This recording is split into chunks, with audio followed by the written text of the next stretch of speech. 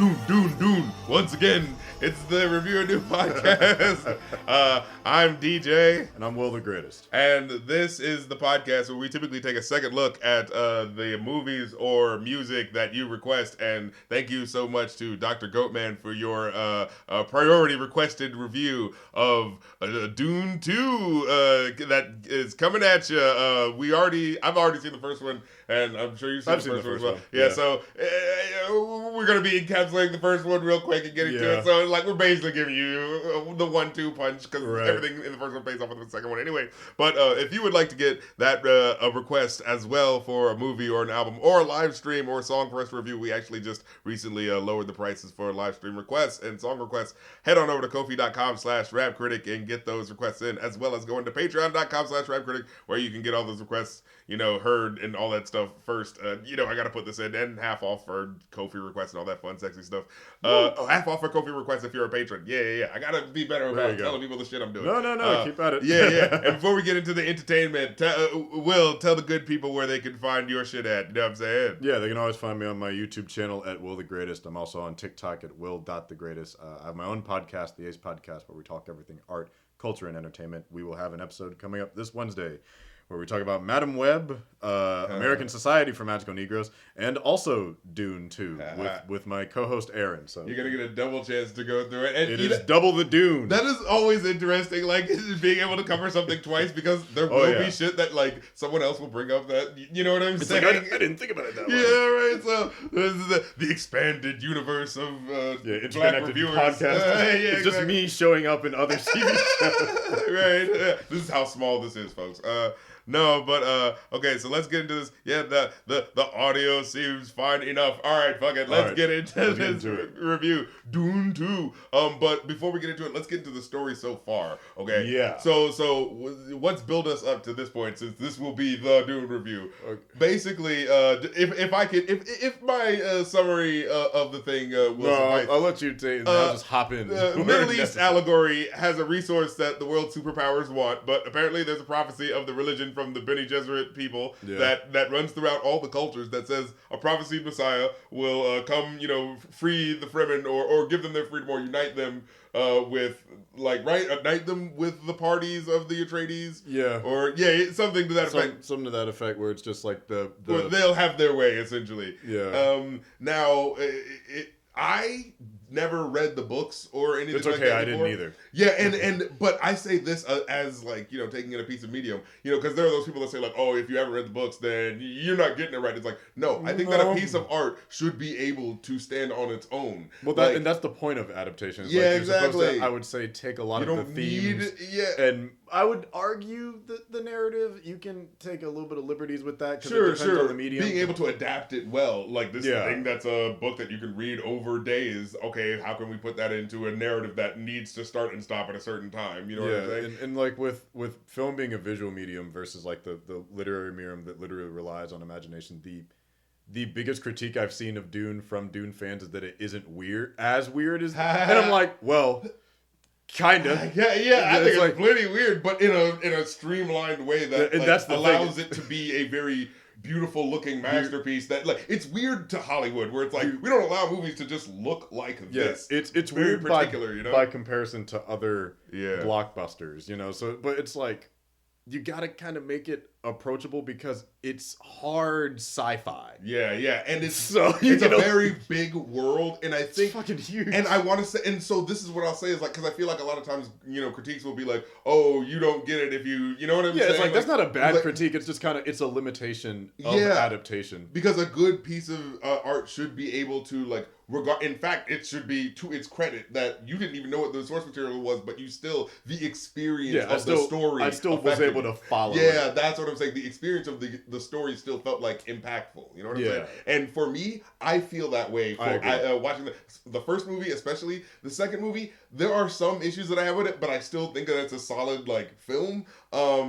In terms of it being especially compared to other fucking blockbusters that are coming out recently, this is the pearls are coming before swine on this one right here. We better appreciate this shit. This is upper echelon. Exactly. Villeneuve is. I would agree that he is kind of a visionary who's also not up his own ass and very much has the talent to to back it up. And He's doing the impossible here. Here's the thing. You're asking a lot of him. I've heard about like the allegories and the thematic points of like what they're referencing and what it's kind of like pulling from, and it's so fascinating to see it play out in this narrative in a way that I feel like is very puncturing as the narrative unfolds. Like especially when we get to how Paul's character kind of pushes back against the prophecy and then embraces it in the most like, oh, this is how this happens sort of way. As like, yo, like, we'll fucking get to it. Oh, yeah, for sure. But yeah, essentially up to this point, like,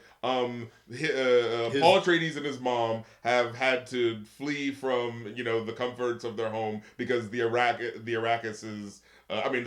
The Harkonnens, it was not a coup, but it was definitely like a royal family blood feud between one that was basically set up to take advantage of because the Atreides were the royal family stationed at the planet of Arrakis to kind of oversee the production of spice, which is this magic dust that improves I think coordination and speed of space travel, and also has all of these magical effects. But it's the metaphor for oil. It's your big it slots in for just like the native resource of a population that can very easily be like abused by manipulated. And the idea is that but here comes this Messiah who's going to be one of the people of that are coming to the land to take the spice. He's going to be of them, but also maybe of you too. And what will happen? He will the man that walks between two worlds. Exactly. The last samurai of Tom Cruise. And the people who are foretelling it are these Bene Gesserits.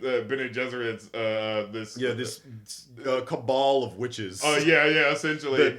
And oversee the government. And it's so interesting because it's like how much. What is going on with their power where they're like, okay, we are the people that are telling you the prophecy, but believe our prophecy, though.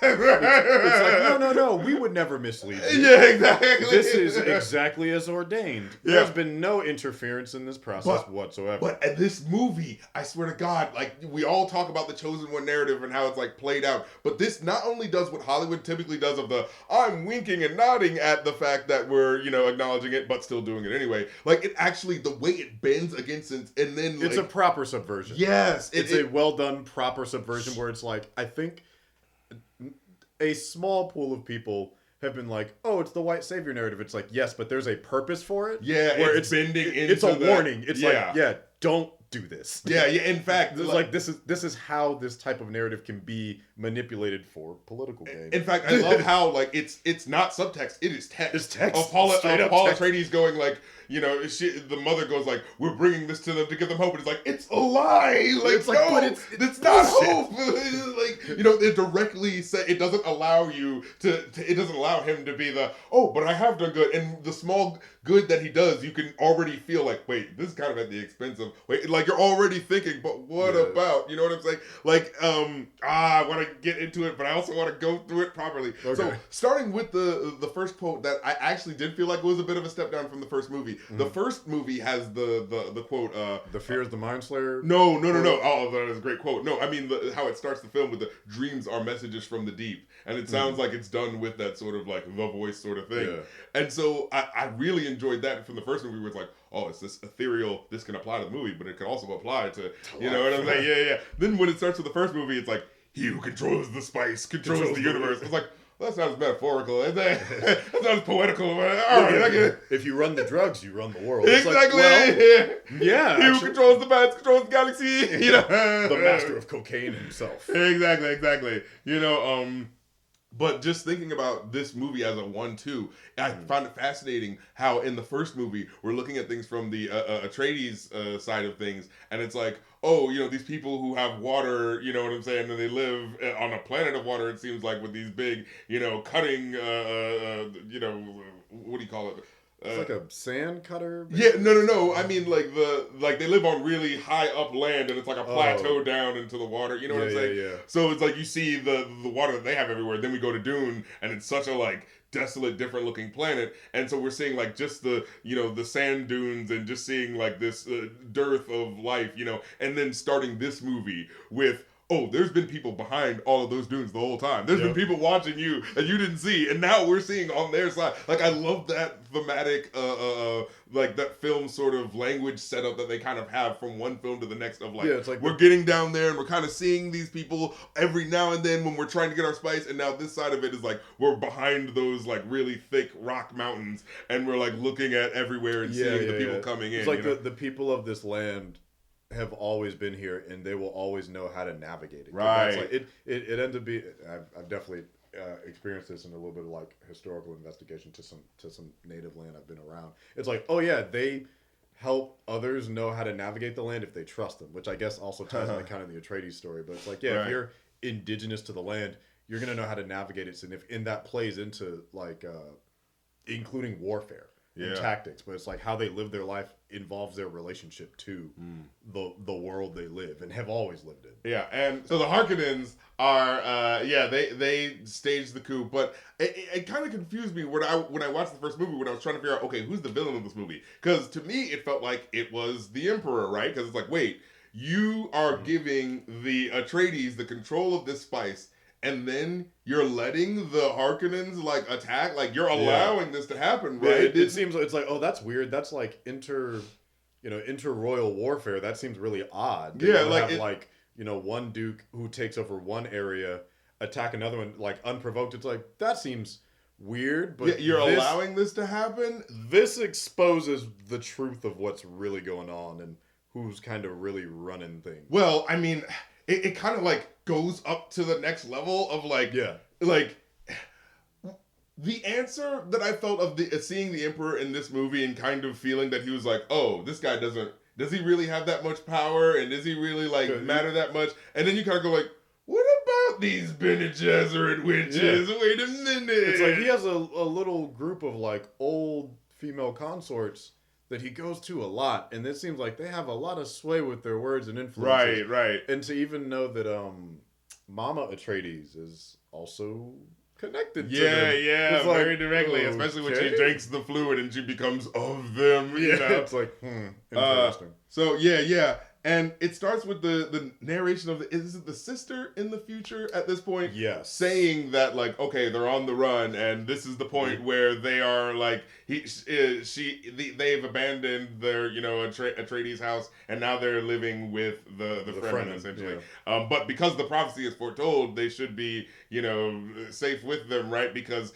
and this is what I love as the movie starts out. It's kind of like, well, the Fremen should be totally cool and take them in, but then there's like this divide, very sharp divide of the people who are like, oh man, this is the prophecy, right? We're finally going to get the hope that we've been looking for. And the other side of people, represented pretty well by Zendaya, I think, throughout the movie, that are like, this is all prophecy to try to keep people controlled. Only people in this part of our world really believe that superstition. It's an impressive divide between, you have like the really devout religious zealots, because this represented by Javier Bardem. Yeah, and it's like a prophecy that's like thousands of years old. Yeah, like some. And so it goes like, well, this is part of our culture. It was passed down as tradition, of course. It's like it's not a young belief. It's a very old one. But the other part of the I think it was they're in the northern tribe. Yeah, I believe. And that's the thing that I picked up like as a narrative thing later on, where they're like, oh well, you kind of like, because they were talking about how Harkonnens were trying to get spice production on half of the planet and get that running, and be like, oh, we can't get the southern half because, well, it's just too harsh down there, so we can't do it. And then you realize later on they reveal the information of like the southern half of the planet is the one that's actually the most devout. And so it's interesting, like, the place dealing with the harshest conditions are the most devout. And so it's like prophecy. Yeah, exactly. The most wanting to believe. Literally, the people going through the hardest ghettos, those are the ones like, oh man, there's got to be something that's gonna take us out of the hood, bro. It's like, there's got to be somebody. It's like, as long as I have my faith in like this messianic figure, then it'll be worth like the adversity and the struggle for me and my family. And this is what I think is another thing that just gets dropped real quick in the first movie about how like, okay, the planet of Dune and how it being this spice planet that's like all desert. In the first movie, the one black woman who gets killed with the dreads is pissing me off so much right before she rides the sandworm. She passively just reveals as they're going in the under tunnels when she's giving them safe passage that it's like, oh yeah, these are the tunnels and stuff that they were were going to use to make like irrigation that would have brought water to the planet. But when the bigger houses found that they could make money off of the spice that was in the desert, well, I guess we just don't get that water then. And it's like, that little reveal just like told so much about where we are in this world. Like, oh, that's why the Fremen ain't messing with y'all. That's why y'all got to do this in order to get it. That's because y'all are like, oh, we don't have to help you. We can just get this thing. Screw you guys. Like, go around. Right? Like the thing that is set up there. Well, we were just about to help you, but ooh, this is more profitable. It's because you can just deal with this. Yeah, it's like I would rather focus on social commentary. Yeah, it's like it's more engaging with it. We have the power and we're the powers that be. So it's like, if it's an easier, cheaper way to do this, we're going to do it. We're not going to look out for, like, our fellow man, you know. Right. We're not going to we're sacrificing the benefits of, like, this relationship for time and profit. Because we can benefit off this a lot quicker by going kind of around. Yeah. So why would we go stop us? Yeah, it's like, yeah, you might know the lay of the land, but that takes time. And yeah, exactly. You got to trust us. And we got to build trust. That means we got to be trustworthy. We got to be consistent with our actions. Loyalty. But loyalty doesn't make money. Yeah. So Dave Bautista, his character, he can't take the planet, and he has this point where he gets really mad, where his lackey is like, maybe you should get some rest, sir, and he like smacks his head up against the map thing. And what's so funny was like, what is he saying there? He's like trying to catch what he was saying. It sounds like he said like, rest, win, I kill them all, rest. And I was like, I think that is what he said. And I was like, what the fuck did that mean?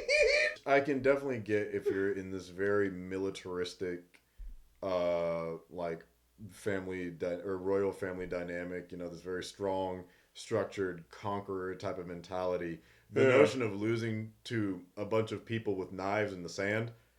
That's got to feel particularly. No, the sentence that he's saying, rest when I will kill them all. Like, it's very much, you know, the trees speak Vietnamese. It's like, how the fuck did people with sticks and twigs kill us? It's like, because it's their land. Yeah, exactly. They know how to do warfare on. There was like one part where I thought was a little odd, where it was like, okay, so they were landing the big thing that extracts the spice. But then there were little black things sticking up. And originally... that immediately made sense to me. I'm like, those are breathing tubes. No, yeah. I knew they were breathing tubes. But like, when the people on the ground that were going with the things didn't see them, it threw me off. And I thought, oh, maybe that's part of the... You know what I'm saying? Because it seemed like they would have seen those small things. But then when they didn't, it was like... Well, why couldn't they have seen that? Like, would they not have been like, hey, what is that? You know what I mean? Like, well, my thought is like the presumption that it's bullshit, like sticks and twigs. And maybe. Because it's like, because sometimes when you walk around sand, you'll just hit like, because animals do the same thing. That's true. It's an easy camouflage. Because if it was like big and obvious, like this whole breathing signal, but if it's like essentially something the size of a what's it called, like a sugar spout? Yeah. That's true. It's like, oh, that's like... It would have overlooked it, yeah. But it looked so, like, immediately, like, because they weren't mechanical to me that I was thinking either this is a part of their way of they harvest things, or, this was going to be a plot. And they were also pretty well spaced apart. That is true. So it looks like if they were close together, it'd be like, well, that looks suspicious. You're right. But I really like later on when it's really dusty and they're like coming up from the bottom and like doing Eddie Gordo rolls to cut cut tendons and shit. That was so fucking intense. But yeah. When they So when they get to the underground village and they're, they kind of have the opening fight scene with the guys with the things that allow them to float so that they don't, make noise. I thought that was like a really cool looking scene of them like slowly floating just above, a couple feet above the things as they go up. I like the way, I don't know if it's how they do like strings or descending or whatever. It's like so... You really fluid, feel, but it's like you feel weight, but still levity. It's impressive because it's like you can tell that whatever it's a weird like world building thing. It's like whatever tech they're using perfectly shows. It's like this is a smooth progression from something that's holding them up by air. It's not like, but there is, like you said, there's still weight, there's still gravity and motion, but you can tell that it's a mechanical thing. Yeah.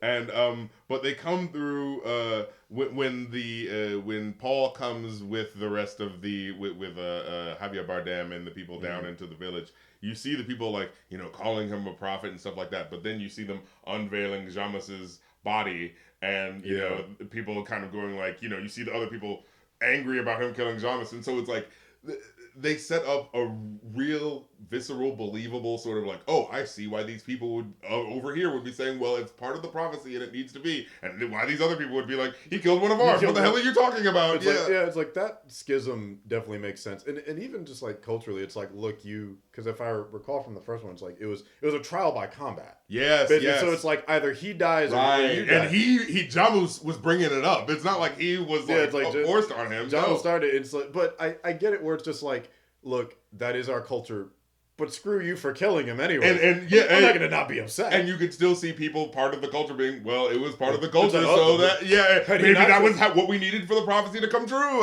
That even plays into a part later where it's like, well, look at it this way: either I survive or I die. And what I found really interesting was like in the first movie, remember when it's like, okay, we set up, Paul has these future visions. One of the first ones is, hey, Jamus is going to be your friend. And you see all these very sort of like him giving him advice. And then when that just doesn't happen, you're kind of going like, what the what is the prophecy? Yeah, exactly. Wait a minute. There's another one too that I was really intrigued about, which was like Paul in like the white fight scene, and it turns out the first one, and then but you see it in the second one, was like, oh, that context is way different. Yeah. And wait, isn't it actually Zendaya doing it in that scene? Am I wrong? I remember it being like, it looked like the same thing was happening, and the framing of the shot was set up the same. Maybe it was. Oh, now crap! Now I forgot. No. Now I gotta remember to see if that actually happened, because one means one thing and one would mean another. Because I thought it was him that had that in part one he had a vision of himself in the future fighting in a war, but he had on, I think, his royal armor. Maybe that's what it was. That's the one I was thinking of, if I'm remembering it correctly. Yeah, I think that maybe there's something else I remember that happens as it's him supposed to do it, but he did have a lot of visions of her just hanging out. Yeah, that's right. And they're not really linear. But the point being is that shit don't go exactly the way you think it would go. But I remember there being some sort of like color mess up there. Yeah. But because it's like they look like Power Rangers, but slightly different Power Rangers. Yeah. You know, when your eye goes like, that didn't seem like that happened the way that happened. Yeah. So, what was it? Oh yeah. After they go back to the Fremen village. So they go back to the Fremen village. Javier Bardem goes to the Grand Elders to kind of be like, this is what I've seen. These are the things I've seen that's telling me the truth. And most of the Grand Elders seem to not be buying the shit, honestly. They're like, you bring these white people into our village for? Exactly. So it's so funny watching in the first movie, you're like, Javier Bardem seems like this no-nonsense guy. And then the second one, he seems like the fanatic, Yeah, and what I think is interesting just because of the influence because Dune is so old, but seeing it as an adaptation kind of retroactively, like the parts that they do adapt from the book, long-ass book, old-ass book, makes you retroactively notice how much other shit it's influenced in sci-fi. So when Javier Bardem's character was like this extreme zealot, because we had talked about Matrix before, so I'm like, oh my god, it's Morpheus. Oh my god. Oh Jesus. But like to a T. Yeah, but in a way where, I mean, I don't know if the way that they lay it out in this movie is in the original text, but I feel like this does it really well in a way that makes me go like, Matrix what? What Matrix trilogy? I want the Dune trilogy. You know what I mean? Because we'll talk about that near the end. I mean, honestly, I did like what they did with Morpheus' character. I remember we talked about it, how they like used him as a sort of like, a pivoting point of like flipping a narrative on its head. He's starting to believe. Yeah, exactly. But with this movie, I mean, the OG, I think the way they lay it out does real justice to it, and how it's like you believe this guy as a no nonsense guy, but at the same time he's like, I'm gonna see the things I'm seeing, and this I believe because. And then of course they find out, oh, he's one of the people from the southern part of the planet. And actually, it's funny. Zendaya like jokes on him when Paul isn't able to tell different accents, isn't able to get the spicy food, and so like there's literally this like tension of like you literally don't even know it's like that. You literally can't tell the accents. You don't even know which parts of where you're talking about. So, it's like, and that's the thing I'll even. Push back on is like when engaging with the kind of white savior aspect of it is like while he does want to be a like in cultural adoptee of the Fremen until we get to a part later, he's pretty respective of their culture and openly acknowledges he's like, look, I know you don't like me, I know we're different, but he's like I want to work with you because our goals are aligned. Yeah, and we both want to kill the Emperor.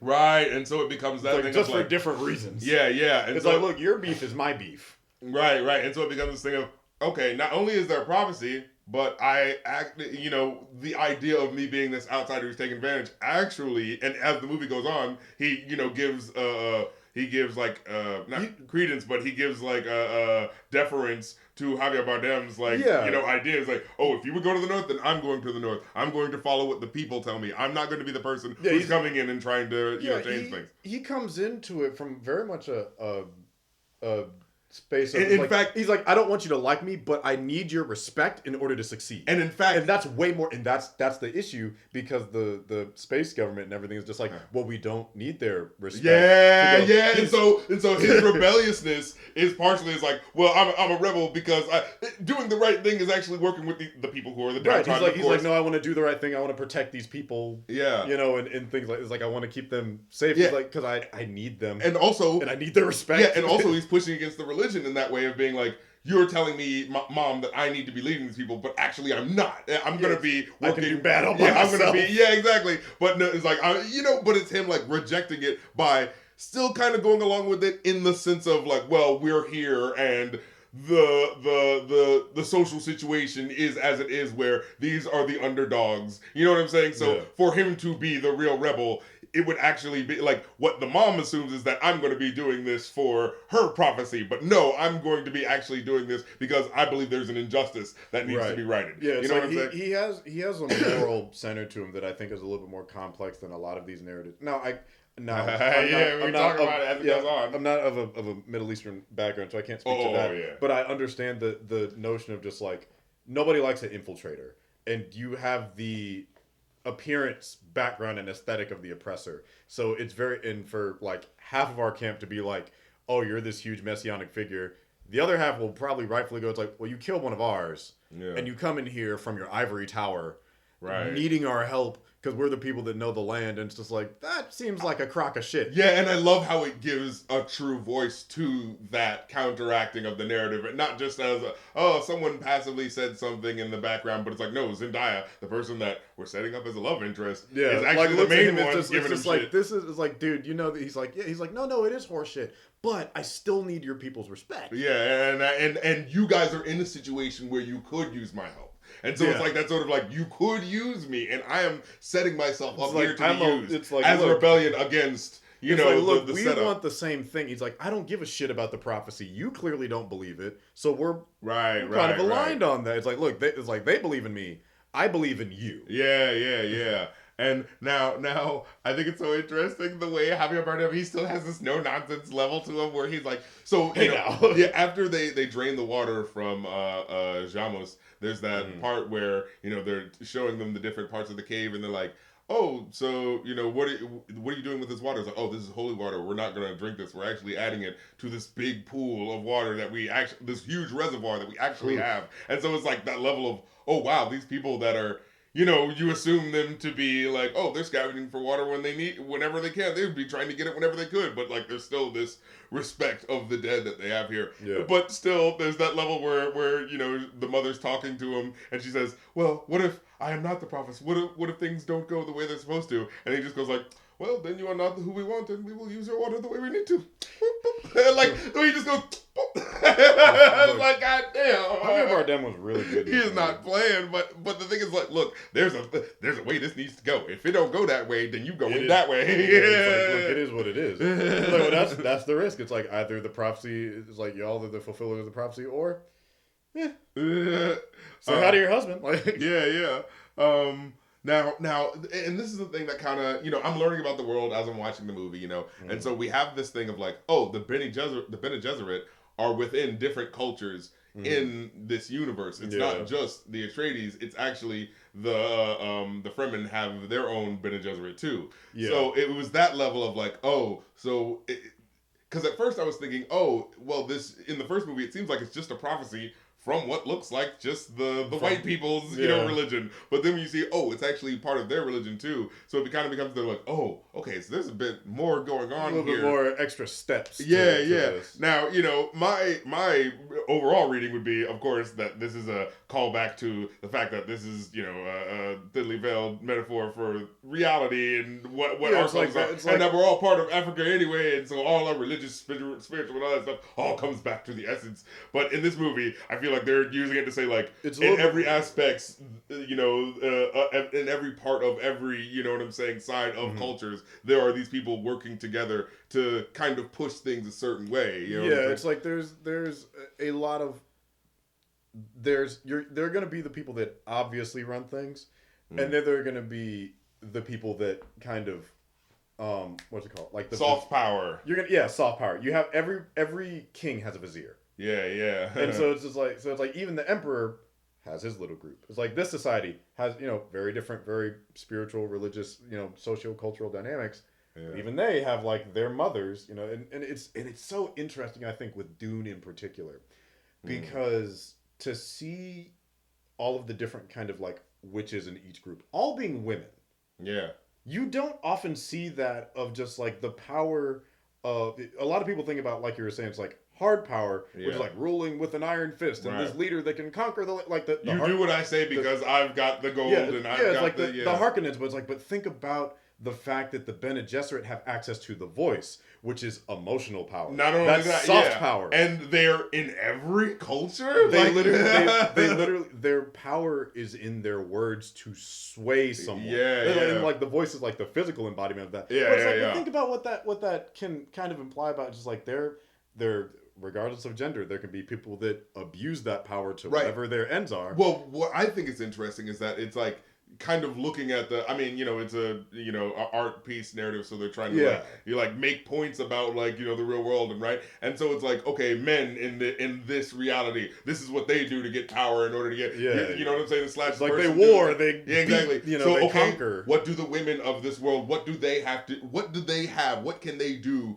to maintain their version of what, you know what I'm saying, their power. How do you survive? Control. How do you survive in this world? And I found it interesting that how that pays off is that it's like, okay, well, I'm going to do this. I know I can't beat you, but what I can do is play on your emotions because I know you want this. Yeah. Don't you? You know what I mean? That happens even with a scene later with Faid. That's where it's like there's a lot of, it's like just this man just beat up all these dudes. It was like, but he was no match. But it's like, the emotional power. The Benny Generosi. The Benny Generosi. I can't say. But no, it's like, I think that's a really interesting component of just like people don't give credit to the impact that, like, because a lot of times I would say women are socialized to be like those that practice emotional labor. I'm not gonna say 100% of the time, but it's like if we're talking like Western culture or even just like other culture, that's like, there's like the mother, the grandmother, the caregiver, and it's like sweet. It's like, imagine if that person sucked. Or if that person had ulterior motives. It's like, you could sway. You have a lot of power there, also, if you really know how to use it right. Because like you have to do is like stay in the background and just talk your shit the way, because like you have to know how people work in order to know how to work them. And it's like, well, like I said, there's that power in and of itself too, of like, I think this movie does a good job of saying there's no good guys here. The best guys are the Fremen just trying to survive in the system where everyone's trying to screw them over. And that's it. It's just the people, the native people trying to like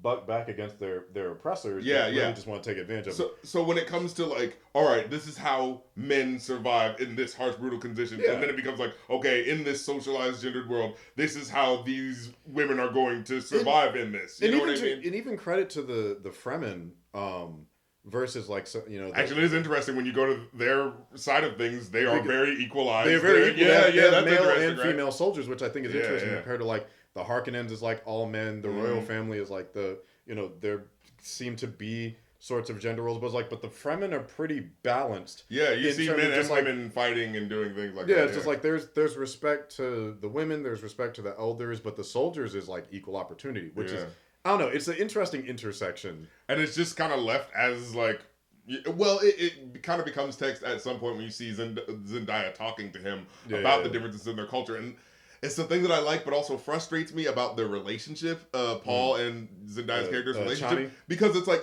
because I'm sorry, I just don't believe it. I don't believe that they're actually having connecting moments. Now, the fact that it ends the way it ends is interesting because it's like, the idea is that, there's a lot to talk about with power play. Yeah, exactly. That one specifically, but the problem with it is there never becomes, and this is a problem I have with a lot of romances where it's like, I don't believe that they could have there was a charismatic moment. There was she appreciated his creativity or something like that. I feel like I never get that moment. What I mostly get is she's talking about the differences. Like when I look at the dialogue, when I was like, what are they actually saying to each other that's making this falling in love moment happen, right? And it's like, no, it's not really that strong. It's like she's telling him that he's like, you learned this from, you know what I'm saying, your National Geographic, trying to learn about our culture. It's like, I've been here in the trenches. Yeah, exactly. I'm trying to tell you about your people are, all about, you know what I'm saying, rank, and we're about equality. Everything that she's saying is just going like, our people are doing things better. I don't know what's going on with you. But it's like, it's literally, if you framed how she was saying that dialogue in a more like commanding manner, this wouldn't be considered romantic at all. Yeah. It's just because she's saying it in a sort of like, our people are like this, and he's just kind of looking at her, and then she's like, stop staring at me like that. And I'm like, okay, that only works for your boy Timothy Chalamet. Okay, I don't think that's it. I don't think any old ugly American dude is going up to a girl like, tell me about your culture, and I'm just gonna stare at you. Like, you know what I'm saying? That's what I mean. Like, but like, I wish they. What was the movie we saw where they did that? The Soul Man. That's what you're making me think of. But I think in this one. But you know what I mean? Is like, I wish they would have done more to have like at least a moment of, I see why she would appreciate someone like this because he's kind of clever. He's kind of the most that I feel like he does is he subverts when she thinks he's going to go along with the prophecy. Just in general, where he's like, where he has that. You know what? No, I'm not gonna do the main thing. Like, and that's fine, but like not doing a thing is like, I wish he would have. A thing that he is actively doing in terms of like, a clever way that I wanted to, catch these guys off guard, or just something like that. Like, I appreciate someone who's got some, you know what I'm saying, intuitiveness in warfare, and that sort of thing. I can definitely see how in the movie it comes across as just like attraction through heteronormativity, or it's just like that, just by proximity. But I think it's like I like like. I know that they're trying to subvert it, but I just wish there actually was a moment where I could have believed it. Yeah. You know what I'm saying? Where it's like, I see why you're trying to... Wait, I see the intoxication of with it. But then through his actions as the movie progresses, now I see why she would fall out. Yeah. The whole time, I'm just like, I don't understand why you're making me trying to think that this is a relationship when it's not happening. And then it just kind of, they just make out eventually when they're like, our people are like this and all people are like this. Well, anyway, let's make out. It doesn't feel like where's their connection, And I think it's just kind of probably a caveat, honestly, of the runtime, because there's like so much to get through. Yeah, but it's like, so it's like, I believed it because they're good actors and they can play chemistry well. I think they did a good job. Yes, they did a good job with the material. Because it's you have a whole lot of world and scope, and you're cutting like in 700-800 word book into 2 almost 3-hour movies. Yeah. So it's like the characters themselves, I don't think had as much sacrifice, but I can understand how the romantic aspect of it kind of can fall through, because it's like, it's like they basically have to play through all non-verbal dialogue. Making so it's like they have to and making someone really believe a relationship over the time is what like whole romantic comedies have to do, and they have to do that amongst an action movie. Like, I totally get it in that respect. It's like in those movies at least have the benefit of like the genre will have the dialogue reflected through all this. It's basically all non-verbal communication. So it's like him looking out for her on the battlefield, but that could easily just be like, well, I don't want my fellow soldier to do. Yeah. But it's just like them, just like, the eyes that linger, or her like following him into the dunes when he was going out by himself. So it all has to be stuff that's like, it's non-verbal, so it's not explicitly. I just feel like it's a lot to put it on. I just feel like to stake a whole relationship on. Yeah, I just feel like it sets up this idea of like, okay, she's already cutting him down to size and being like, I'm already like, you know what I'm saying? There's a big hump for her to get over in terms of why she would actually still want to make out with this guy, even though, you know what I'm saying? And I just wanted to see even if he is an asshole, but he's a sly asshole. You know what I'm saying? Ultimately, I think part of what it boils down to is it is hard to, and maybe someone will disagree with me, it's hard to sell a romance in a war. Yeah. Because we have bigger things going on. Yeah, that's very true, very true. But the romance has a context for a payoff later. Yeah. Because there's going to be like a longer term impact exactly. of those behaviors and choices. And I think it's like, so that's why it's like, ultimately, I'm fine with how it works, because like, Yeah, in the relative... And I think that's the best you can say. It's like, at its worst, it's fine. Yeah, exactly. It doesn't take away, it's just like, but they're wishing that there could be more. I'll put it to you like this. When it came to the third act, and Zendaya felt that betrayal of, oh, he's going to marry this chick, and I'm the side chick. That shit even had me go like, oh, right? yes, Timothy. Yeah, it's like, even though I knew it was coming. Yeah, it's like I thought the kid had some heart. I'll love you until my dying breath. Now give me Florence Pugh. Bring her to me. Don't worry, you gonna be there. It's like, you'll be around. It's like look. It's like, what did Eddie Murphy said? It's like, I had sex with her, but I love you. I'm gonna marry her, but I love you. You're right. This even worse. Fucking Bobby Brown at that. Okay, I'm pregnant her, but I love you. Baby, I would never treat you like this. Like I'm about to treat her for the next 13 years. I'm gonna be terrible to you. Your dad sucks. Yeah. But no, it's just the And then when they and so going more into the subversion of the story, I like how, you know, when the mother has to drink that blue liquid to sort of be like, oh, you know, will she survive if she drinks this what's essentially poison? And Zendaya and her friends are kind of like joking, like, wow, she's gonna drink this poison, like there's no way she's surviving. And then when she ends up surviving, even though she's pregnant, you know, it's this sort of like, whoa, she's supposed to mega die after that. Then you kind of, like, the people around her are kind of going like, oh my god, oh, she survived, well that must mean she's great. And then you see Paul kind of push back against it and go like, no, she was trained to do that, she's part of the Bene Gesserit, so let's not do this, let's not give her this credence, actually, you know, like, so I like how in the movie, I swear to God, he pushes back so much against like the chosen one narrative that I was like, as I was watching this movie, there was a point where I was going like, oh, say, are we just gonna like stop the movie then? Because it seems like you guys really don't want this to happen. He's like, no, guys, she's faking it. She's just doing this as part. Then I'm like, well then, damn, like, you know. But then the way it bends into it even further as we get into the third act is what makes it like, holy shit. Paul is really resistant to the notion of the prophecy, because I think, and him and his mother definitely stand on odds about this, where she's like, no, you have to follow through on this, and we have to like take control of this people. And Paul's like, no, I need power through respect, not power through not autocracy. What's the word? It's just like domination. Yeah. You know, it's like I can't dominate them based off of their beliefs, which is something that a colonialist would do. It's like, oh, you believe this? Well, follow me, because it falls in line with your beliefs. And as the movie goes on, the mother does bend into that a little bit more. She has a whole subplot where she's like, "Oh, I'm going to get take tattoos advantage. on her face. Yeah, I'm going to take advantage of the, you know, the scared people in the North, get their trust. The scared people that are in the North, get their trust. Then go down to the South. And look at the people that are already with me. That was the exact thing we were talking about with just like the soft power. It's like because her baby's communicating with her. And it's like start with the vulnerable and the weak. The children and their parents. Yeah. Now, the one funny thing that I just thought was just like I understand what they're doing from like a film perspective of like, oh, she's staring down these children that are like sitting like, you know, at the side of this one place and looking kind of sad. Oh, yeah. But it's just like, I just feel like in reality, those kids would be like, why is she just looking at us like this?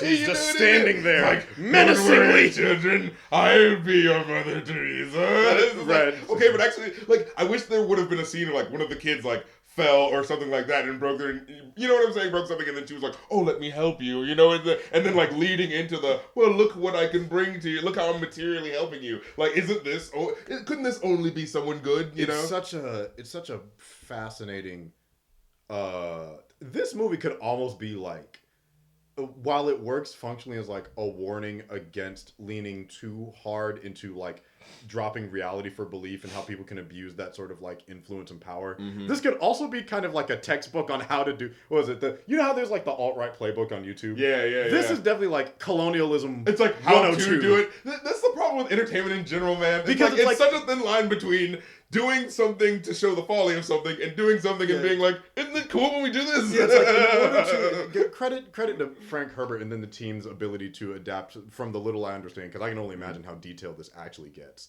But it's like, you have to be able to fully comprehend how something works to be able to deconstruct it. But the problem is, some people will only take the acknowledgement of what is like, see, it's about family values. It's about how you take power from the weak. And it's like, no, that's not the fucking lesson. Finish the book. Right, pay attention. Like, media analysis. But no, so Paul kind of pushes back and says, oh, no, she was trained to do that. Then Javier Bardem kind of makes a comment of being like, oh, and he's so humble too. Of course, this is the that shit was actually pretty funny. And it was like, look at how humble that was. Gaid is. Like, that was the thing that kept fucking with me. Is like, God damn it. Like, people can always make the excuse for why. Actually, no. That actually went the way exactly how we needed it. That commentary can apply to so many things. Like, oh, it was all in God's plan. It's like, no, you fucking numbskull. But then the way the Bene Gesserit put their thumb on the scale as the movie lays out, it's like, wait a fucking minute. So, but I want to make sure we get to this. But so there's a part where he says, Javier Bardem says, like, you have to go out into the desert for this amount of days and, look out for survive on your own. Yeah, look out for the centipedes. Not the big ones. Those are fine. The small ones you want to look out for. I was like, God damn, like, that's horrifying. Where he's like, wait, the horror is going to be the big centipede coming at you. No, this crawly motherfuckers that'll get into your fucking skin. Like, what the fuck? It's like, no. It's the small ones because you're going to have to sleep in sand. Oh and God. They can dig through sand. Holy shit. You want a centipede in your asshole? Because you probably don't. Yeah. And then just after that, he goes like, oh yes, and look out for the evil jinn. They whisper spirits in the desert. And I was just like, what the fuck? I'm like, and now I was like, pardon me? They kind of brought that up in the first movie where like he at one point where the mask falls off and he's in the spice for the first time and you kind of hear someone whispering, but they kind of didn't really do much with it here. And now at first I was kind of like disappointed, but then I was thinking like, again, this movie's doing stuff where it's like, are they messing with you again? Like, in the same way of, oh, is Jama's going to be his friend? Oh, no, he's not. Oh, is there this evil Jinn that actually is going to give credence to the idea that Javier Bardem maybe knows more about, the mythological shit than he thinks he does? Oh, actually, no. Which, I like that they do stuff like that, I think they have a fun dance between the elements of, like, what is proof of spirituality and what is just straight sci-fi. Yeah, because like this guy know what he's doing, or is he just superstitious? Like you're huffing all this spice on a pretty regular basis, so it's like, okay, is this an actual? And they literally talk about they have dreams and stuff like that. Yeah, like is this an actual spiritual event, or are you high as shit in the middle of the desert and dehydrated? Like is this a fucking hallucination? Which it could be both. Exactly. Yeah. One could be informing the other, or someone could be taking advantage of these, coked out, you know what I mean? Which is funny because when you mentioned the Jinn, the first thing that came to mind was the influence of the spice on Mama Atreides and the baby. And the baby who's essentially like guiding mom is kind of talking to her, fucking Gundam, telling her how to like unite this people under the now, you know what's funny? I looked up the Wikipedia. They said that her drinking the stuff is what caused her to be able to communicate with her daughter. Yeah, but I remember that happening beforehand. Where she was saying, because remember Paul was like, how's my sister? He's like, oh, she's fine. I was kind of thinking that was like when they take out the one guy. I guess it was like a more direct communication versus just like a mom being pregnant. Maybe. Where it's just like, it's like, she's kicking and everything. And just like, mother, tell the children. Maybe, start the reactor. Like, find the nukes. Maybe it's because, maybe this is just the way they were naturalistically working in. Oh, of course you talk to the kid at first. It's like, and then it's like, that made it really activated. Yeah. Wow, that is actually a really interesting thing. It's like, it's like, who told you? It's like, my baby told me what she needs, and she needs you all to unite under this jihad. Right, yeah. Don't you want to make it safe for the kids? Don't you want your family? It's like, you're a mother. You would understand what it's like. You want your children to be safe. Right. Right. Well, join us. Yeah. So she's Zendaya, and because when he goes out by himself, he looks up for a moment, seeing someone like out on top of the dunes, and it seems like he's like, shit, an assassin. Yeah, or a djinn. Yeah. And then it turns out to be Zendaya. And then she's like helping him out with shit. They're doing all this cutesy moments and shit like that. Now, the moment where they like kiss is like is when she's saying, "Oh, your people are of noble blood. We don't have that here. We're all equal. Everyone's equal with each other." And he kind of has that moment. You could see Timothée Chalamet doing the, "Oh yeah, I'm gonna get it." Like, buddy. He's like, "I'd like to be equal with you." And I was like, "Get out of here!" Some ashy, dusty lips. I'd like to be equal to you. I've barely seen water in 3 days wearing a hot, baggy bodysuit. That's what does it for Paul Atreides. That's right. It's like he's like, look, Zendaya in the sand is still Zendaya. Exactly. Oh, with her windswept hair, and you know what I'm saying? Still looks great. This little bit of tuft in the wind, and this long ass braid. It's like he's like, you know what? under different contexts, fuck it, same context. Exactly. Matter of fact, let's go. No, but so it cuts back to the Harkonnens, Dave Bautista's uncle in the fucking, black bath and shit, saying, if you can't control the spice, then the Emperor will, hate us or whatever. And this is the thing where, okay, so this is where I want to get into the plot, sort of like, all right, what's causing this to move this? And maybe you can help me out with this. Okay. So he says, the orders are to restore the spice production to please the Emperor. But didn't the Emperor give the spice control over to the Atreides people? Because if he's working with the Harkonnens, like, right, why is he saying, you guys can control it? Okay, but anyway, he's going over here. All right, fuck with them. And I think my thing is, it's like, it becomes this thing of like, oh no, the Harkonnens, they're evil and we gotta get them. It's like, no, the Emperor said to do that. Like, what the fuck? Yeah. That was the thing that at first made me go like, the Emperor's the bad guy because he's making all this happen based on the information I had in the first movie. Based on then when you learn more about the Bene Gesserit, then it's like, then you turn on the Spider-Man, pointing finger to them. Like, what? So okay, so it's like, to my understanding of what's really going on, do you want me to explain the whole... Please lay it out. Make it plain. So, do you know what the Bene Gesserit's plan is, basically? No. So, what was supposed to happen, and this ties into what goes on later with the Harkonnens and Fade and that one that, like, the legacy is secured. Their plan is essentially to have a member of the bloodline of both the Atreides and the Harkonnens. They were each supposed to have children. Those two progeny were also supposed to have kids, and that was supposed to be the Messiah. Right. But Mama Atreides, because I think they can apparently change they can pick the gender of their kids. She had a boy. Yeah, that was purpose. Paul. The Harkonnens had Fade and Dave Bautista's character. Yeah. So the Harkonnens were supposed to have a boy. The Atreides were supposed to have a girl. Those two were supposed to have a kid, and that was supposed to be the original Messiah. Yeah. So why did she not do it? Why did she split the gender? What the fuck is going on with her? I think Mama Atreides' motivation was supposedly to kickstart the Messiah thing early, and the other Bene Gesserit didn't like it. And so that's why they're pissed, and they're like, oh, well, fuck you and your family. So the real game is these two chicks going at each other. That's the game behind the game. Yeah, the shadow government is beefing and made it her problem, and that's why they went in, like, it's like, Harkonnens, fuck them up. Because this bitch doesn't want to listen. Wow. That's my understanding of it. Oh, that's the game behind the game going on. Yeah, we're fuck up your family. We're going to put you in some motherfucking hard times. Oh, you want to be the one? Yeah, okay. So you want to break away and try some slick shit. It's like, okay, well, then it's like, then we'll play the long game. It's like, yeah, we'll set things up so the Atreides can get there. And then, conveniently, the Harkonnens will just get rid of the entire Atreides line. Right. But we can still have the plan follow through because she's still pregnant and having a girl. And this is where, like, they reveal at one point, it was right before they go, because it can go back on track if that other the other chick from the Bennies, they got Faid pregnant. Yeah. It's like, she has a boy, there's still going to be that other Atreides girl because she's pregnant. Yeah, it fixes itself. So this is what fucked with me so hard, right? So Chani, she has the point where, what is it? She's like, she helps revive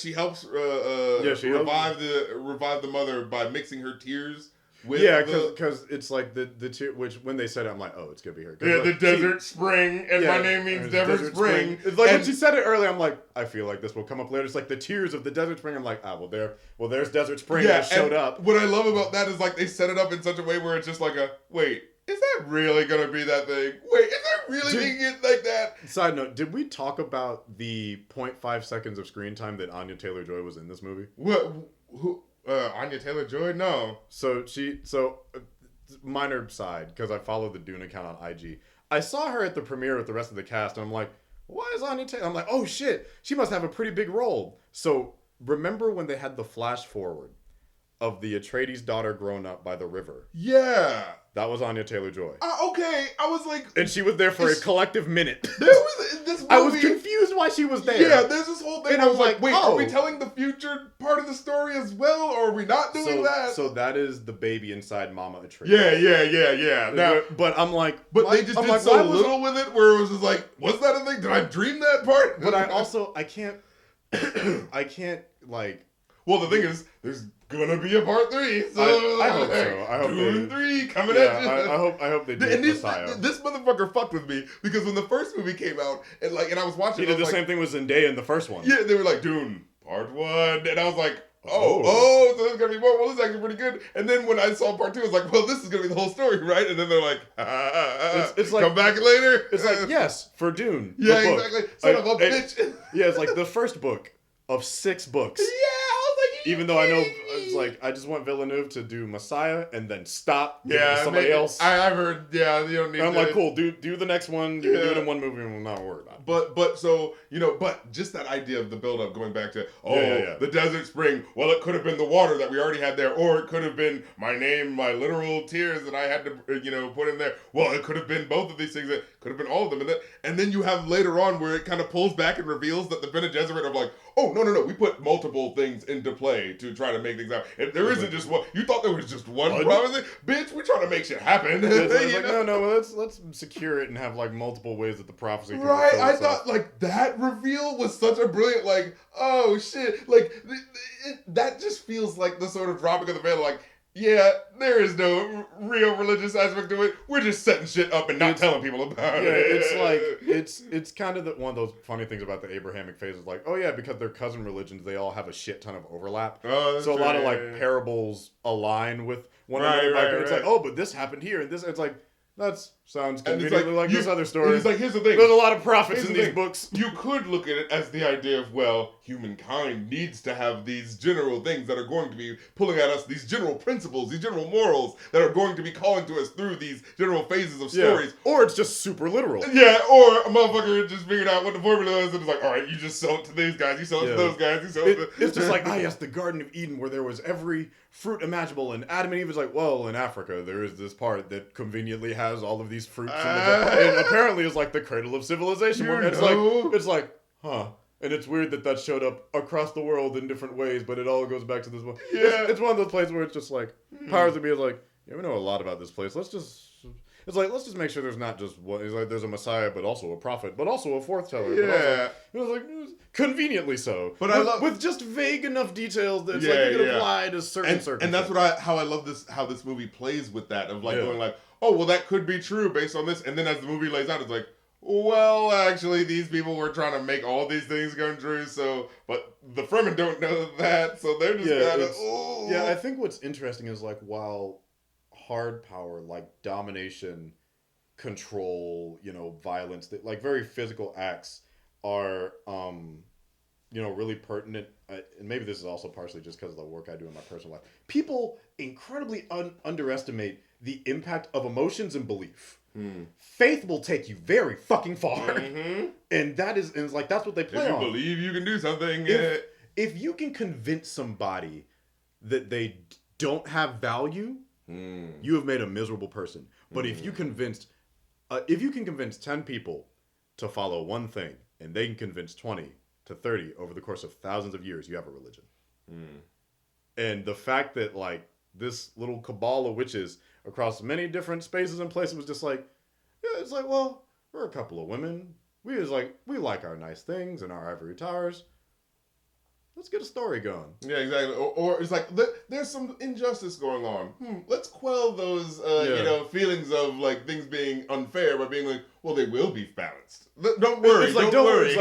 Look, as long as you believe in these core things, eventually it'll come true. Yeah, and exactly. Here's how it'll happen. Which it's that's textbook CIA manipulation. What I love is while they're giving them all that stuff, are they practicing what they preach? No, they say when the young woman is talking back, it's wait, you want me to marry that the homeboy from Mad Max? Oh, he's a madman. And she goes please, woman. It's we don't. It's what does she say? He says well, how can there be any hope with this person? It was something was how can there be any hope if the Atreides house falls and all of this is happening? How can there be hope? And he's woman, we do not hope, we plan. It was that was a hard ass line. Yeah, and I was hope, we plan. These religious women are we ain't leaving nothing up to motherfucking chance and faith, bitches. Y'all underlings can do that. Y'all motherfuckers following us can do that. That so gives the game away, right? It's just impressive game, honestly. It's like people. I tell people all the time. I'm like, look, if you earnestly don't want to do something because the vibes are off, you won't. Yeah. You have to believe that you. It's like, and that's what they kind of abuse about this culture. And I think it's just like it's so fascinating. It's so like well done because it even works on the Harkonnens. Yeah, and it's like the facsimile of power. It's like you think you have control, but even you can't control like desire, lust. It's like, you know, it's like things that you want to do. It's like, oh, I've chosen violence. Like I've chosen to be this conqueror, this badass who can take on all the, you know, with like Fade and everything. This war. It's like, but you crumbled for some pussy. Yeah, exactly. Just fold it up like a notebook. Just yeah. And you know what I love? Okay, we got to just talk real quick about the black and white Coliseum fight Absolutely, scene. One of the most beautiful sequences. Mind you, this movie made sand pretty. Right, like, already. I saw the sand blowing. I'm like, oh my god, this is the most beautiful sand. I remember watching this movie, even though in the first one, it was like I did not feel bored by the visuals. They did such a good job of making it so like interesting. Doing close-ups where you see the sand shiver and shake. Like, you know, I have been on the beaches of Mexico, which is some of the most beautiful, like clear water I've ever seen. This was like right underneath that with how they shot and edited or VFX this sand. But then we get to the Harkonnen planet, which was fucking insane. Yeah. I don't know how they did what they did. It was gorgeous. And you could kind of see the transition slowly happening into the black and white. It's like, oh, now we're going to this world. There's lots of just really contrasting things going on, and then all of a sudden you could feel the frames sort of like shift into this different feel, and then like with the black and white fireworks, it looks so goddamn cool. Like the black sun, like just like the contrast with colors between indoors and like that whole outdoor sequence was gorgeous. I got to give a quick credit to Austin Butler. I think this is the first thing I've really seen him in. For like 15 minutes, I thought he was Nicholas Hoult. Wait, Austin Butler, who was he playing? He played Fade, the other nephew. The really skinny, the evil Mad one. Max motherfucker? The crazy one. Oh, wow. That was Elvis. Did not know that was him. He changed his voice to sound Elvis like... in this bitch. He sounded like a whole scar. He was totally unrecognizable. I'm just like, all right, man. I'll give you that. You got it. That was good. Because he was killing it. He was like a really third act. Who the fuck is this guy character? Yeah, and I thought they were setting him up to be like that nepo baby. Yeah, I mean, and I think he does a good. I think he balances it with actually being like a problem. Yeah. I think in terms of like, you know, the Star Wars expectation that I used to have for like Darth Maul when I was a kid, and being like, what? He doesn't do anything. He barely shows up for one scene. That is satisfied here with this character and how he really gets a chance to like. You see him first when he's like his first scene. Yeah, he's picking up a knife. Kills someone, he's like, it's too dull. And then kills the guy who brought him the knife. Just killing all the people, just passively. Shing. It's like, oh, this is this type of guy. It's like, oh, okay, a fucking psychopath. Yeah. And then when he gets onto the field, he's like, oh, all of these guys that are just, you know, drunk and drugged, you know. Except for one. Yeah, except for one. The secret guy who's sober, he's like, happy birthday. Yeah, exactly. He's like, I gave you a bit of a challenge, now you look like a hero. You know. Which I'm just like, that's honestly a good point, because it's like you want to prove that you're the baddest motherfucker in the House Harkonnen. Do it. Yeah, exactly. But no, what you really wanted, but you know, I can see how you're trying to rest on your laurels. I'm like, oh, I just want to beat people up in front of someone. Yeah, it's like, oh, you want? It's like, cause he wants to play the game on easy mode, and you know what I'm saying, live stream it and not show that it was on easy mode. It's like, look how I'm winning this game. It's like you know what I'm saying? A sadistic bully with no talent. It's like, okay, let me give you a surprise. Actually, fight somebody who's not like, you know, drugged and groggy. It's like, now granted, still defenseless. And it was like an older man, but like you see, it was like this older Chinese guy, but he like, you could see him holding his own. It was like, it's like that's the only thing I'll kind of give Fade credit for. He respects people that are willing to push back earnestly. Yeah. Like, he has that in them. He's like, he's a massive piece of shit, but he does respect honor by combat. Yeah, exactly. Like in all of his, you know, fight scenes that he shows up. He's a cold-blooded bastard. And I love how the whole reason that the scene is happening isn't because this guy is actually the real guy who's going to be pushing you know what I'm saying, pushing people around, pushing his weight around. No, it's actually so that the Bene Gesserit chick can get a good look at him. Is he have good stock? You know, that's who it was all just a show for her, right? 6 feet, big dick energy, likes to kill. Right. And the way they're like he can't be tamed. She's like, I got him. And the way she shows up, like he's like walking down the hall and he's like, wait, I don't remember why I was walking down here. He's like, what is this bitch doing here? Yeah. She doesn't live here. It's like, do I know you? Yeah, the way he's like, oh, you invited me in. I'm actually chilling in the room. Come by later. And it was just like, wait, what just happened? Flip the whole script on him. What was it? That bit from Bane in Dark Knight Rises. It's like, oh, you think you're in charge? It's like, do you feel in charge? had that boy kneeling. Yo. It's like, then just gets back. It's like, how you doing? Bloodline secure. Yeah, Took me 10 minutes. Oh my goodness. 10 minutes and the boy was on his knees doing what I needed him to do. Yeah. Oh yeah, this is the note that I wrote. It's like, because there are these ideas of like, oh, is this being like a, misogynistic by like playing gender roles in the specific dynamic way. Yeah. But it's like, I think the way that it's trying to play with like and shift that like narrative underneath your feet of like, oh, but you were thinking that these people were just, you know what I'm saying? The women of this culture were just this sideways thing.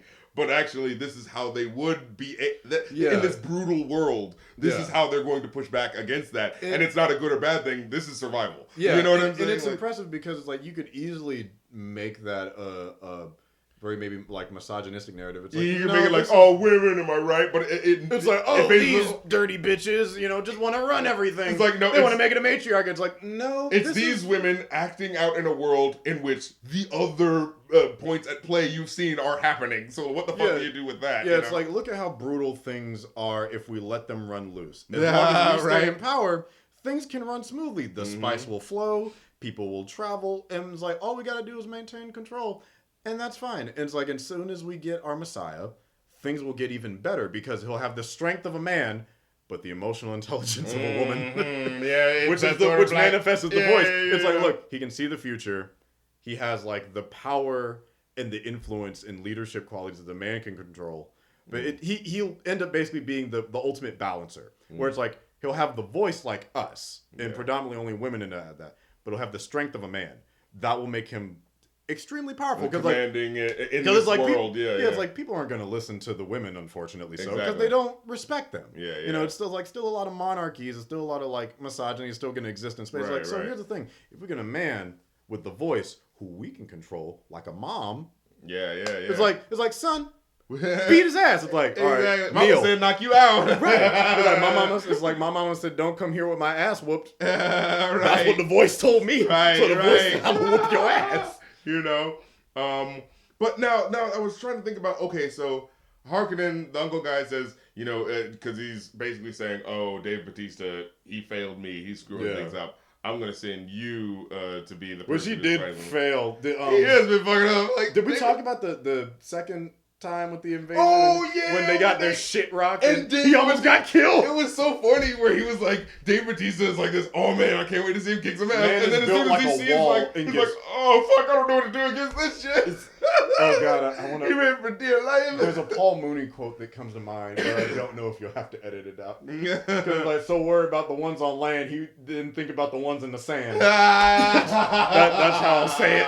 Yo, for real though. It's like, look, you did. Fuck. It was oh shit! They're coming from the dirt. Scene. Seeing like the dust everywhere, and like for the first like 5 minutes, you could barely see what was happening.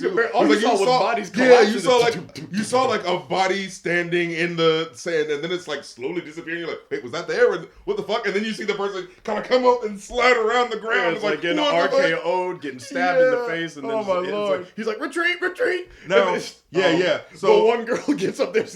And the way you have to take a shotgun slug out of the sky, and I'm just like, he was like, oh my god, I almost got killed by a homeless with a knife. Jesus Christ, they don't even have houses made of bricks. Right. So basically, Harkonnen, the uncle feels like, oh, he's failed. David Bautista has failed me, so you will go in his stead. Now, his point being that like, oh, if it comes out that the Emperor helped, us with the war crimes, you know what I'm saying, against the Atreides, the other houses will come down on his head, and who will be asked to be the Emperor? And I had to think for a second. I was like, wait, they're gonna get the guy who helped conspire. They're gonna get that guy's nephew to do. I don't think that's gonna work that way. It's like this isn't a very sad. It's like, look, y'all are good strategists, but not great. Yeah, it's like why would why would they ask you to do it? Yeah, exactly. But okay, well, his son's an idiot, so he's probably just filling him with some bullshit anyway. Yeah. You know what I mean? But to get to because we're actually getting to the end here. Yeah, I think we're close to the third act. What did you think about the Emperor? Because I've seen people kind of have different opinions. I like how he's used. I think it's a perfect use of Christopher Walken. Yeah, I know some people were just like, oh, but he's not doing that much Christopher Walken shit. He doesn't have a lot of lines. All he needs is stage presence. It's just all he needs is the face of Christopher Walken, that big frowning face of Christopher Walken. It's just like an old, tired man that who has a particular look to him, who has had too much power for way too long. Yeah, that's what he looked like. The reality of looking at him, he just looks like some guy who... He looks like a man that's probably the emperor of the galaxy. Yeah, exactly. It's like, yeah, you look like you've had to look over a lot of bullshit. And like, it's that look where it's like, he looks like a guy who has the respectable countenance. Yeah. But when you really peel him back, it's like, does this guy actually... Is he aware of everything? Is he actually in control of everything? Yeah, very much an old senator that should have retired a long time ago. Exactly, especially when we get to the end and Paul kind of like has that moment where he, so there's a fight scene that happens. Wait, is there anything that happens before that? No, I actually think this is we have them going to the south and everything. Oh, Paul riding the worm. Yeah, we forgot about riding the worm. Okay, so that does happen, but that's I mean, it's a great scene. That's just a great watch. Scene. Yeah, exactly. Really. That's all and it kind of actually, I was watching with my friend, and he made an interesting point about how the music when you hear that shit was metal. It sounds like intense, but it doesn't sound positive. Like it's like flipped on its head. If this was explicitly a villain story, you could play that exact same music of the oh my god, now the villain knows how to do this. You know what I'm saying? Oh shit, he's mastered worm riding. Yeah, exactly. Worm surfing. And so I thought that was really interesting in terms of, especially later on in the movie, where he has that moment where he tells the Emperor to kneel and kiss his fucking ring, and the exact same music plays of the I'm like oh shit, I really like he can do this, It's like, oh shit, he's mastered worm riding. And the biggest worm, because it was a grandfather worm. Yeah, that's what I liked about it. They were like, uh-oh, it's a big one. No, he can't do it. Oh, no. And so it sets up that tension of like, is he actually going to be able to do it? And again, this is such a good movie in terms of like the heady themes, but also the action and really viscerally pulling you in. Because as he's trying to ride that worm, like, you feel the texture wind of the worm as he's trying to get the thing onto it. Like, I felt it's shot really well in terms of like how it showcases scale and everything. And the only other person I can think of that does this really well is Gareth Edwards, who did like Godzilla and Rogue One. So it's like it's impressive when you can get the scale of something in like fiction or fantasy. Yeah, you're watching to be like, oh, I feel like him holding on to that little ice pick, and I'm like, man, if that shit pops off, exactly. This guy's got is nothing, and just the fact that he's trying to jump off of it from the dune that's going down, that was just such a like, how the fuck is he gonna get through that? It's like, well, good luck, Paul. This might be the end of the Atreides line after all. That man just fell for a couple of seconds. Like he wasn't hanging on to anything. He was just kind of, well, let's see where I can grip onto, But yeah. And then there's a scene where he goes to the Southern Fremen, and he kind of which by this point, Mama Atreides is just fully ganged out. Right. Got a whole squad full of killers. And there's been he has the dream of the prophecy of like, oh, I have a dream that I'm going to go south and someone's going to lead me to cause a holy war, essentially. We almost forgot Josh Brolin and the Nukes in that reveal. Wait. What happens with that? Josh Brolin's character returns as a scavenger, and Paul and the Fremen find him, and they almost they take out their machine, but they end up joining them, and then he reveals that the Atreides have access to like 9 nuclear warheads in the fucking cave system. Yeah, and he's like, and the only one like, wait a minute. He's like, you have to be of the Atreides bloodline to be able to access it, and I'm like, holy fuck. Yeah, and so he says, so I can use the worms and the nuclear warheads. The battle, the day is mine. And then you see that big epic scene where the worms like plow through the that was metal as hell. Just 3 worms descending from the sand. Ascending from the sand. I guess, ascending. But yeah, it was fucking nuts. And then, what was it? So there's we get to that scene where Paul kind of goes like, oh, I'm going to marry this chick and she's going to be mine and I'm going to unite shit. Things are going my way. Yeah, it's explicitly a political move, but emotionally just like, oh shit. Look, yeah, damn, I'm in the same room. We ain't even God, it was. But it happens after the fight scene, right? Because I think yes. Yeah. So wait, he. Because I remember watching the scene and feeling like, oh, there's the tension of like, because, hey, this is Dune. I don't know how this is going to go. Is this guy going to get killed? And now it's, fuck you. Now Austin Butler is the main character of the next movie, you know? So they happen back to back, but I forget which one happens first. But he makes the request because essentially it's like, this is my prize for if I have victory over either you or somebody you choose as like a That's avatar. right. Because right before that, he said the line to Chani that he says earlier where he's like, it's like, I'll love you until my dying breath. And then immediately afterwards, words. Like, it's like, and if I win, I want your daughter's hand in marriage. And it was like, it's like, excuse the fuck out of me. Even I was just like, now Paul. Hey, yeah, like, she's right. It's like, bro, you're still next to her. Yeah, like, it's like you ain't get done finished saying that fucking sentence before this happened. Yeah, it's like, hey, I'm gonna love you for always, and if I win, I get hurt. Give me Zach Braff's girlfriend but now. If I win, if I win, give me the other Black Widow. Yeah, But that's what it is. The Emperor chooses Fade Rauta. Yeah, Fade Rauta. Yeah, as his champion. That was a tough line. Now, I love May thy blade chip. Ooh. And Shatter's like, even Fade was like, yeah, cheap and shatter. How didn't I think of that? That's amazing. Holy shit. It's like, that's so fucking cool. Wait, isn't that the first one? They say that in the first one too, I think right? It was, but it's like Harkonnens ain't got no cool lines. Yeah, exactly. They're all gas, no bricks. He's like, yeah, chip and shatter. What the fuck? That was awesome. Holy shit. So now the one thing I didn't like I like the scene. I like how it like really has a lot of intensity to it. The one thing I didn't like is how it ended, where it's like, oh no, Fade gets the knife stabbed into Paul, and it's like, oh shit, damn. Yeah, I'm like, well, damn. And then he takes out the knife and then just stabs him with it too, and it's well, one thing. Did we talk about the Elder Harkonnen getting killed, the uncle? When does that happen? He died before the battle. Yeah, when does that happen? Paul, when the Emperor first lands and they beat them, they beat back their army, and Paul storms into the Emperor's hall. Because this is after, what's his face? Because Homeboy's on the life support for a long time. Yeah, because, what's his face? Josh Brolin kills the other nephew, who's Dave Bautista, like, really quickly. Yeah. Where it's kind of like, nope, not giving you a second chance. Fuck that. He's like, look, you killed my family. No. Yeah. Which I respect that. But yeah, he goes up and, like, basically takes the Emperor and the remaining ones, and then goes up and he said, it's like, thank you, uncle. Or grandfather, and like killed him. Because there's a reveal that Paul is also part of House Harkonnen through his mother. Right, yeah. So there's that whole like spiel of stuff, and I was like trying to put the words in. I'm like, wait a second. So it was like, so Paul, and I think that's also why she was trying to speed up the Messiah shit, because she's a Harkonnen. His mother is technically a Harkonnen, and his father was an Atreides, and that's the house. A whole bunch of incestuous shit, right? Yeah, a bunch of weird shit. I need to look at like a family tree to be able to follow it properly. But yeah, she's also a Harkonnen with like Papa Atreides, so Paul can technically also fulfill the Messiah thing without the need of like another. And that's the thing. They had contingencies upon contingencies. You know what I'm saying? And so, but the thing that I just didn't like, going back to that scene, is like it felt like it.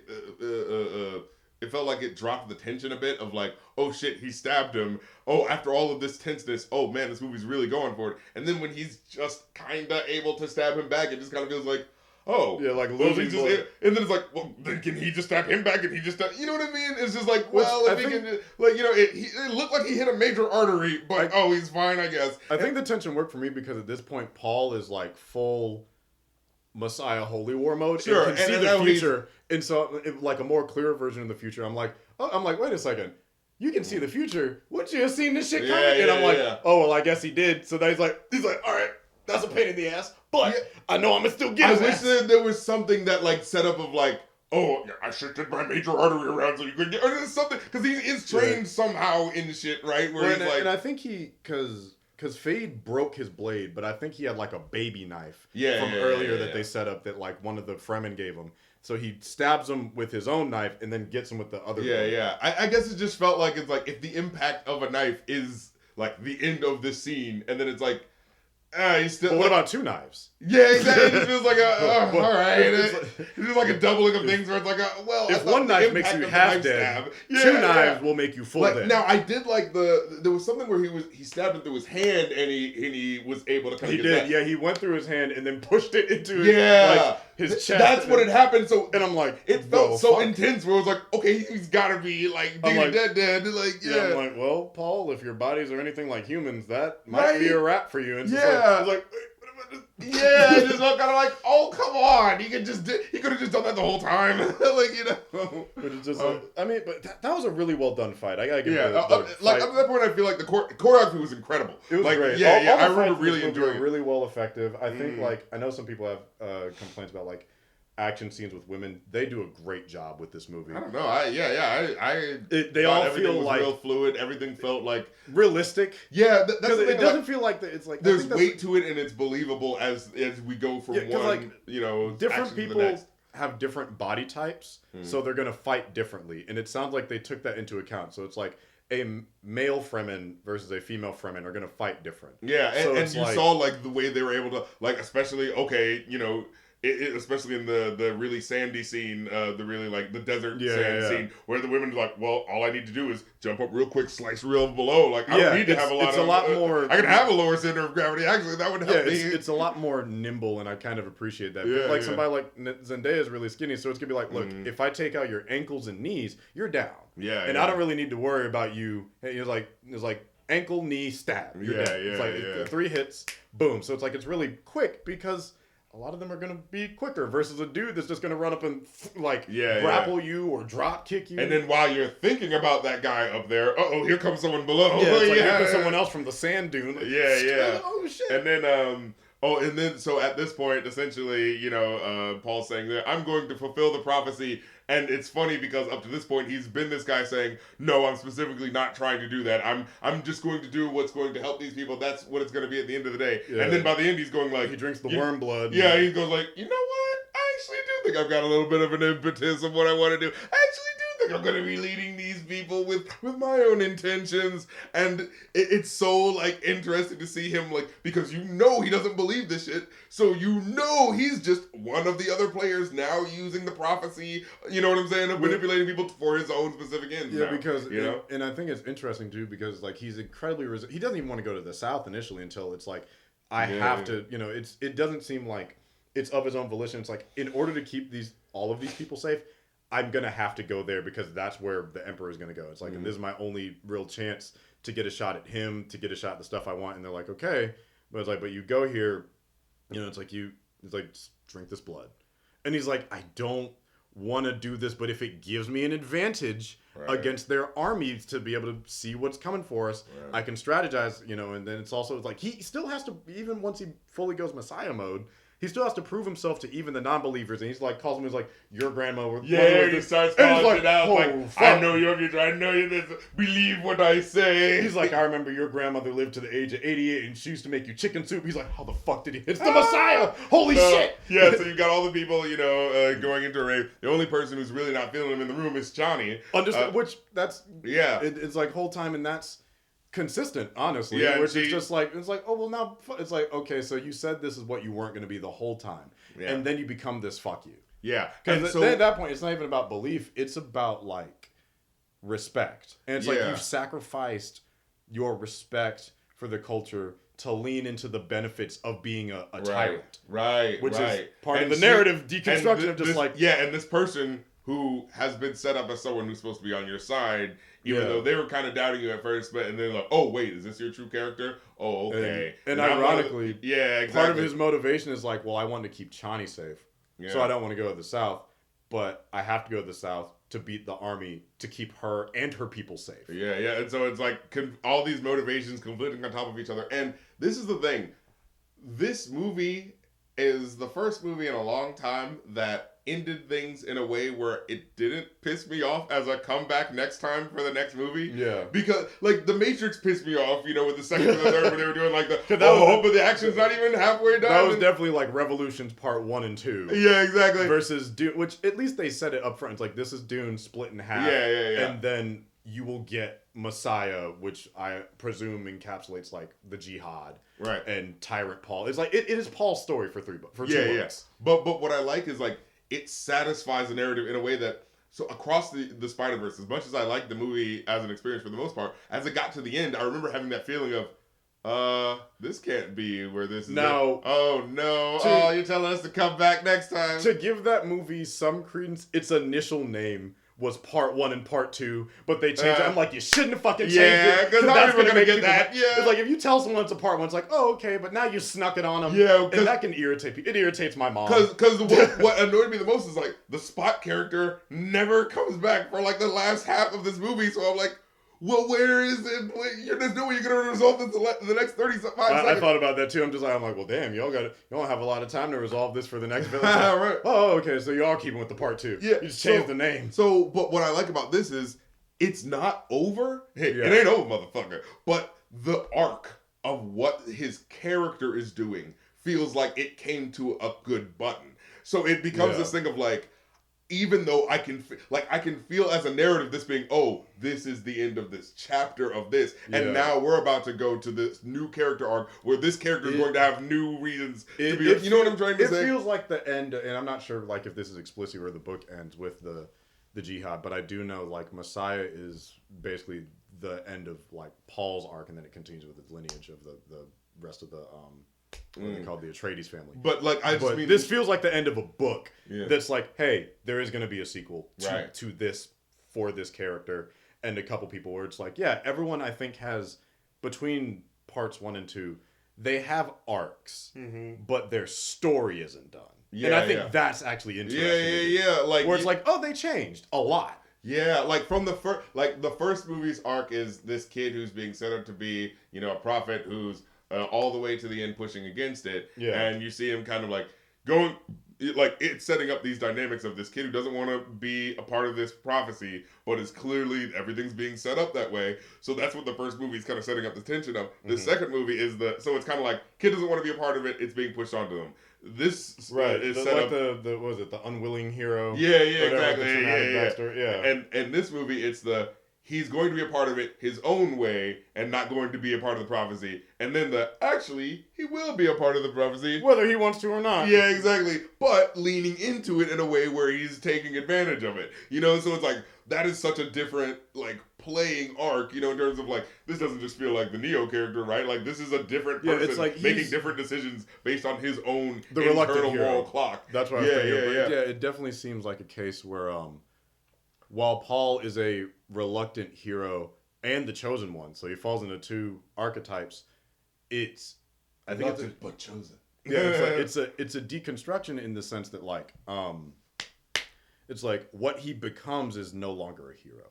He becomes a tyrant who has an army at his disposal and the power of like the empire. And it's like, okay, so so most people think, oh, it's the good guy. He has the good morals. He has everyone's best interests at heart. And I don't know all of Messiah, but to my understanding, it's like, well, what happens if you give one person all of that power? Yeah. And it's like, he has the power of like the Bene Gesserit in the voice and the leadership capabilities of a fucking Messiah. Yeah. And an army of like indigenous people that know this world better than anyone else and access to all of the spice and nuclear warheads. You gave this motherfucker everything. And I want to say this on top of that. His father, who you could say was a good man, who was actually trying to do things right, but he's not his father.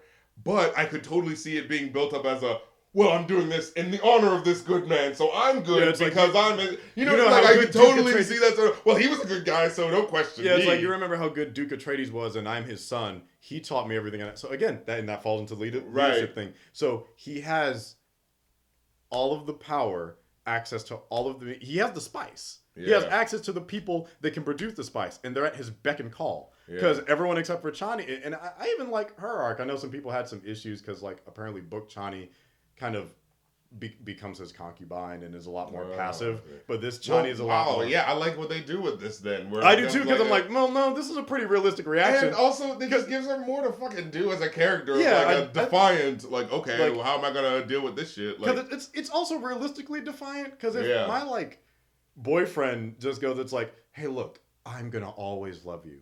I'm going to marry someone so I can have all the power in the galaxy politically. Right. So it's like, but we're still gonna have like kissing on the sand dunes and saving each other's lives. And you taught me about your brown people, and I taught you about what it was like eating off porcelain plates. Yeah, it's like, oh shit, did I just let you take advantage of me? Yeah, it's like Yeah. I don't think I want to be around the person that you're about to become. Yeah. You found out you have nuclear warheads, and all of my people are like worshiping you as a god. Yeah. And you have access to all of our like magic dust. It's like it's an absolute power type situation. Yeah. It's like, I don't know if it's going to corrupt you, but I'm not going to stick around to find out. Right. I'm going to get my worm and just hook. Yeah, imbalance. Yeah, but it's like, and I think that's an interesting thing for what they're setting up for. Hopefully, they do Messiah and have a closing on the Paul Atreides trilogy. But it's like, that's such a fascinating setup of just like, it's like, yeah, so who the fuck are you going to be when you have all of the power and are about to start a war with a bunch of other royal houses? Right? You just took out a huge one. You took out the Harkonnens. Yeah. They're just collapsed. You know, this guy who's never really had that much power before now has all, like, basically he gave it to a kid, like an 18-year-old. Has the fucking emperor bowing down to him, because that's what it ends on. This is the part that felt the most like, oh shit, this is the real villain. The keying into this is the villain turn, where he's like, you know, basically he says the kneel before me, like, you know, kiss the ring sort of, and then he goes like, the emperor has a second of hesitation, just a little longer than he wanted, and you see him stare up his feet and be like, no, and it was like oh shit, okay. Yeah, well, I don't want to die, and I don't want my daughter to get killed. So. Yeah, exactly. But yeah, like that's how I interpreted it. Is like the sort of like, you gave an 18-year-old the keys to the biggest mansion. Yeah, exactly. With all of the cars full. It's Bruce Wayne shit. Yeah. It's some Bruce Wayne shit during a different path. It's like, you know what? If you have a billionaire with access to all of the bullshit, you don't think it's like, with no parental guidance, absolute power, and his mom, you know, being whispered to by his time conscious space sister, exactly, or whatever, is just like, yeah, his mom's gonna be in his ear. It's the only fucking family he has left. Exactly. Who else is he gonna turn to but his mom? And it's like, and as much as he is defiant of her, he still listens to her. He's like, that's still. He's like, no, we're not gonna do it this way. It's like, you're gonna do it. You're fucking told. It's like, all right, mom. Yeah, right. Even Jesus listened to his mom. Oh shit! Yeah, exactly. Wait a second. I just put the pieces together there. The metaphor. Yeah, it's like even Jesus listened to Mother Mary. It's like Jesus turned this water into wine. Right. It's like, reluctantly. God damn it. Like, all right, mama. Fine, mama. It's like, cool. So we gave Jesus nuclear warheads. Yeah. Oh God. And sandworms. Yeah. Like sandworms and a whole religious congregation willing to die in his name. Yeah. It's like, I don't know if things are going to go too well for this kid. But I am fascinated to see how they turn out, because and I'm still not reading the book. I am defiant. I will not read the book because I want the action to come out, and I want to see it how it's going to roll out onto my brain and see if it actually, I don't want to be that nerd who's going, well, because it didn't go to the book, that's why I don't like. Yeah. No. I want to see how this motherfucker really pays this shit off. Oh yeah, no, especially because it's going to be an adaptation, so it's not going to be like a one-to-one. I will wait 4 to 5 years to see Dune Part 3 Messiah. Mm-hmm. I will happily wait. I'm like, Denny, take your time. Take your time. The movie just crossed 500 million. Good Lord. So far. Yeah. And maybe it'll show to Hollywood that, what people like is stories. They want really good stories. Yeah, just get good directors and have good writers, honestly. Yeah. No, they don't want that. They must just want hot chicks in sand movies. Yeah, let's just make those for the next 10 years. Oh God, Madam Dune. No. Oh God, the darkest timeline. Well, anyway. We're Dakota Johnson as Chani. Well, until that happens, folks, this has been the Review Anew podcast. Thank you so much for listening. If you want to make a request, head on over to Ko-fi.com/rapcritic for the movies, live streams, all that fun, sexy stuff. And until next time, for the Review Anew podcast, I'm DJ. And I'm Will the Greatest. And that's funky. Like 9 cans of shaving powder. That's funky. Yeah, come on with it. Oh, that's funky. And we gotta play the Funky Worm song, There you go. Like 9 the Funky cans of Sandworm. shaving powder.